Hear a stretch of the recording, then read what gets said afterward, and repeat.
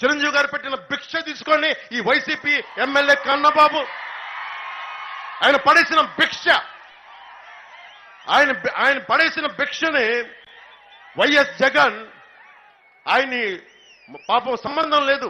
Cinema నటులకి ట్రేడ్కి cinema హీరోలకి సంబంధం లేదు. దానికోసం ప్రొడ్యూసర్ గిల్డ్ ఉంటుంది.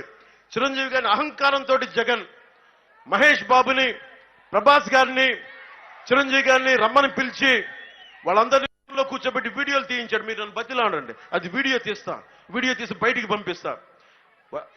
కన్నబాబుని ఒకటి సిగ్గుందా కన్నబాబు నీకు? ఏం బతుకునేది? భిక్షం పెట్టి నీకు చిరంజీవి గారిని ఆ నీచుడు కూర్చోబెట్టి కింద అడ్డగోలుగా నువ్వు అన్యాయం అవమానం చేస్తావు. నీకు సిగ్గురాలా? నీకు ఆయన పెట్టిన భిక్ష నీకు అనిపించలేదా? నీకు ఆయన వెనకేసి రావాలన్న బాధ కలగలేదా నీకు? ఇలాంటి వాళ్ళని గెలిపిస్తామా? ఇక్కడికి ఇంతమంది దోపిడీ చేసిన వ్యక్తిని గెలిపిస్తామా? మనం మత్స్యకారులకి ఇంత ద్రోహం చేసిన వాడిని గెలిపిస్తామా? ఎమ్మెల్సీ అనంతబాబు కూర్చోబెట్టి ఒక దళిత సామాజిక వర్గానికి చెందిన డ్రైవర్ని చంపేసి డోర్ డెలివరీ చేసి కూర్చోబెట్టి అతను ఈ రోజున ఎంపీకి చలమలసిరి సునీల్ పక్కన తిప్పించుకుంటారు. ఏమనుకుంటున్నారు ఒక్కొక్కళ్ళు? మీరు మర్డర్లు చేయండి, దోపిడీలు చేయండి, మేము బయటకు వచ్చేసి ఏదైనా చేసేస్తాం.